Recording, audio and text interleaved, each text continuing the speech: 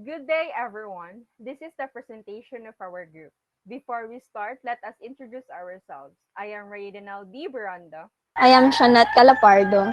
I am Charmaine Bustano. I am Miss Anastasia. I am Ashdeb C. Bulado. So let's start.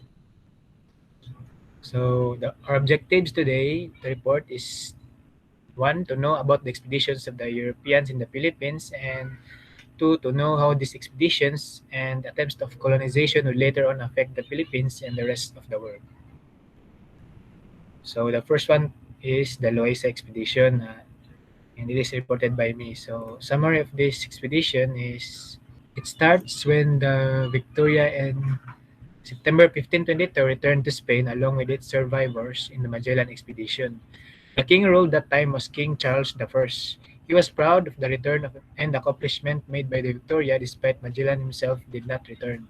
Soon after the return, King Charles ordered a new expedition to the east to reap the fruits of Magellan's discoveries, and not long in summer of 1525, the preparations were completed.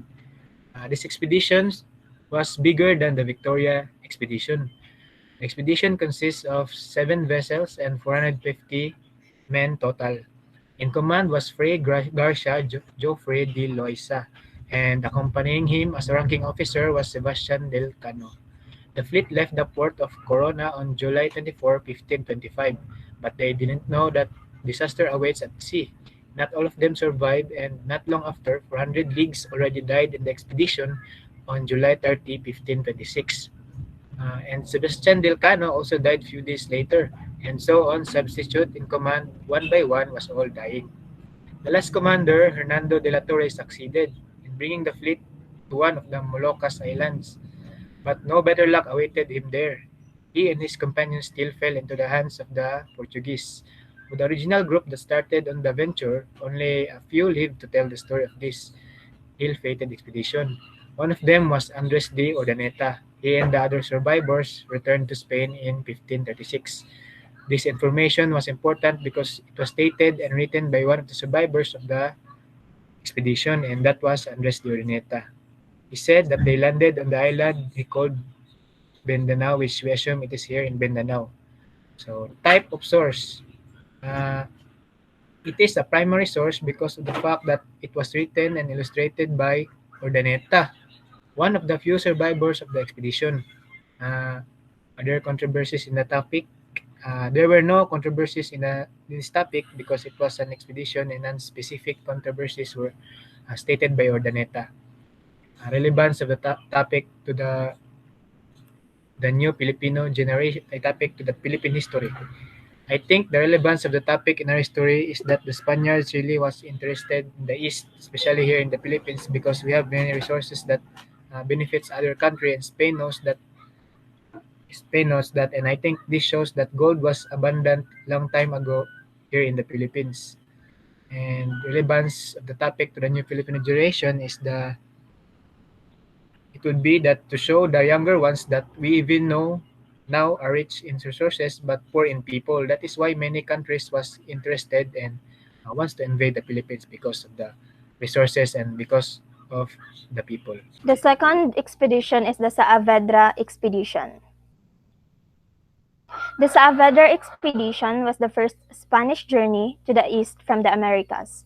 It was launched from Mexico on October 31, 1527, and was organized by Hernando Cortes, Viceroy of Mexico, in response to a request from King Charles I.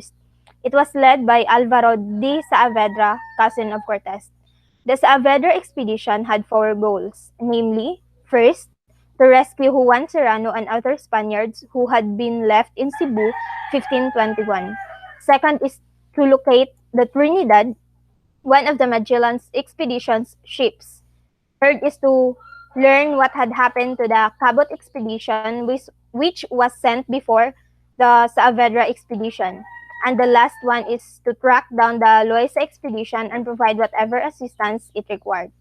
The Saavedra expedition went from Zaguatanejo, Mexico to Cebu with 3 ships and 110 men, but it met with tragedy and calamity along the route. Alvaro de Saavedra made it to Mindanao with only 1 vessel, but he was unable to complete his journey as planned, that is, to go to Cebu. However, he was deliberately toyed by time.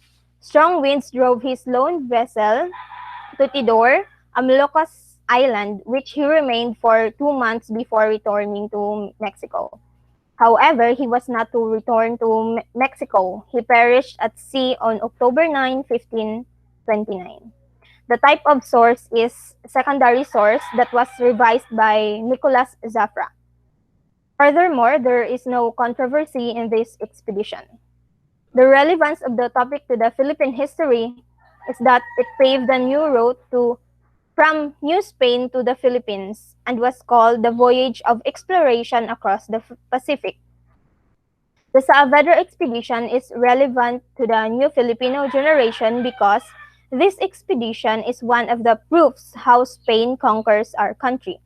This will provide new Filipino generation information on how our ancestors survived and attained independence from the Spaniards' cruelty. Next, we have the Treaty of Saragossa.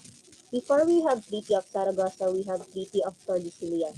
The Treaty of Tordesillas is the division of trading and colonizing rights for all newly discovered lands of the world located between Portugal and Castile or Spain. Portugal would own the lands to the east, while Castile would own the lands to the west. As there was no apparent limit to the east in the Treaty of Tordesillas, both kingdoms claimed the Moluccas Islands as their own, which would create a turmoil for the two countries. In 1524, both kingdoms organized two conferences to settle the controversy, one at Victoria, Spain in February and another at Badajoz in April 11 to May 31.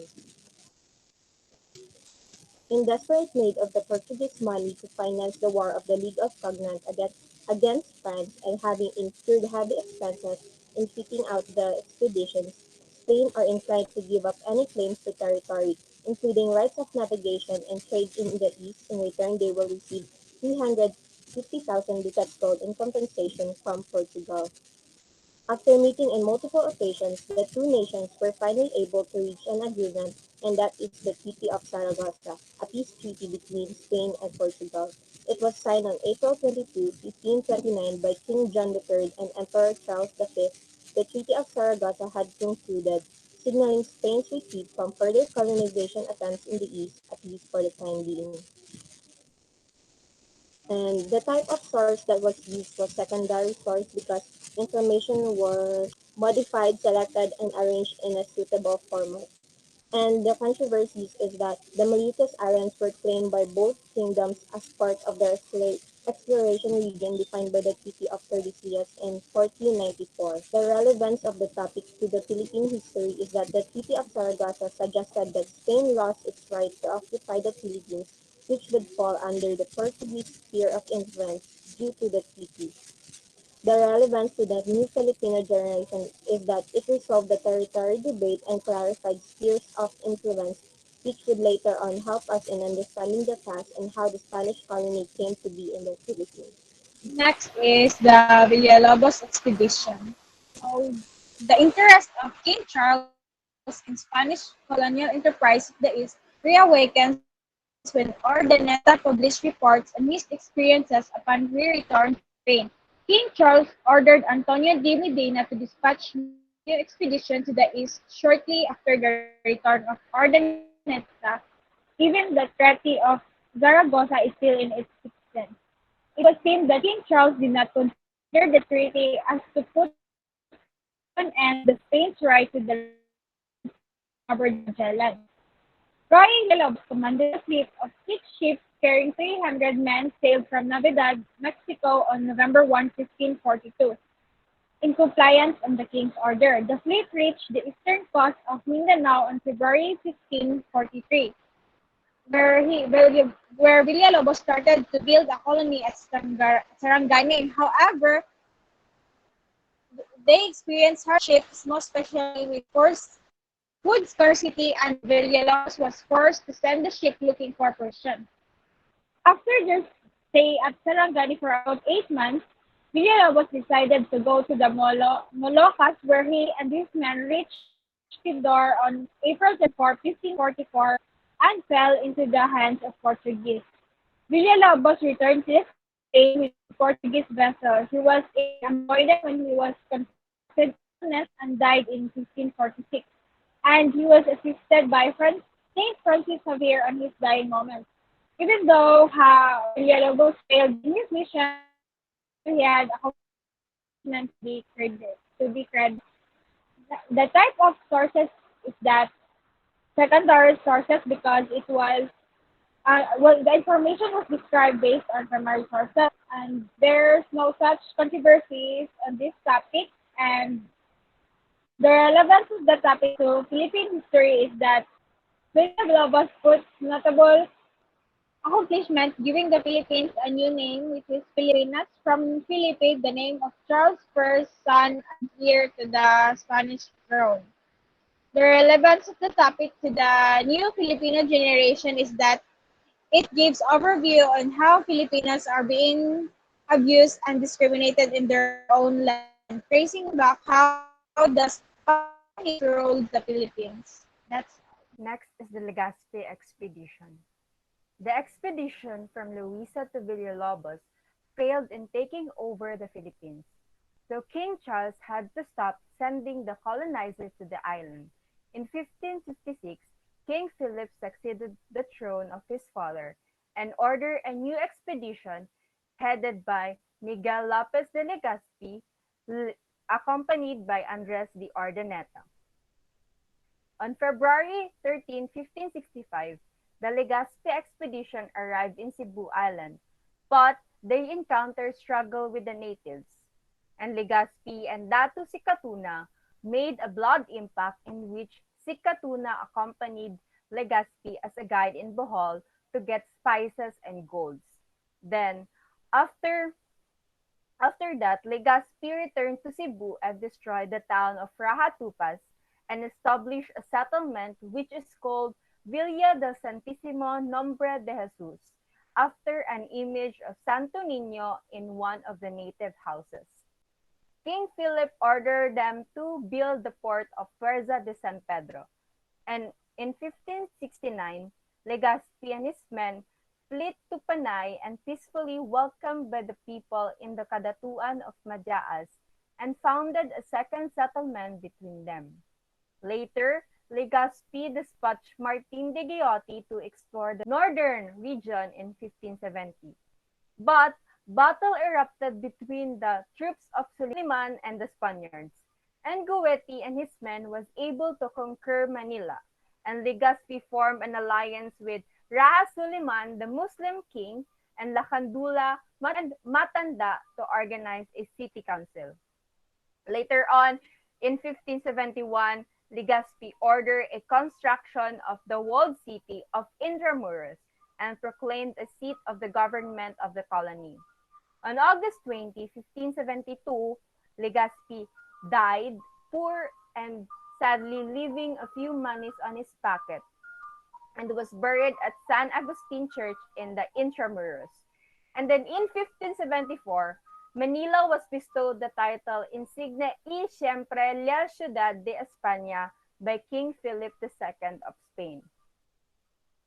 The type of source in this expedition is primary source, and there was no any controversy issue happen in this expedition. The relevance of this topic to the Philippine history is to prove that the Filipino are hospitable before and up until now by utilizing a friendly nature to the Filipinos. It shows how rich the Philippines is in natural resources that the foreign countries want to dominate our country.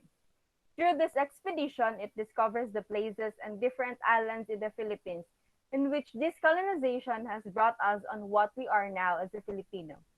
And as a youth of today's generation, this expedition is relevant because the history of the Philippines will lead us to our destination and is a big part of our identity as a Filipino. And due to the cultural contact of Spaniards and Filipinos, the Tagalog language is enriched with Spanish words and expressions. And lastly, the Legazpi expedition is the birth of globalization in the Philippines. At this point, we are going to share our realizations about the expeditions and later attempts of colonization. For the realization of the said topic, Being aware of the attempts at colonization that the other countries have made is very relevant in knowing the history of our country, because without these sad events, we wouldn't have the history that we have and what made our country as it is. My realization, despite of the negative treatment they have thrown to us Filipinos, still we are grateful on the variety of influence they brought into our culture. And that's all for the Chapter 3 Later Attempts at Colonization. Again, this is Raya Denal B. Buranda. This is Shanette Calapardo. This is Fermain Bustano. Mr. Ambastasa. and Asideb Cibolado. Thank you. Thank you for listening.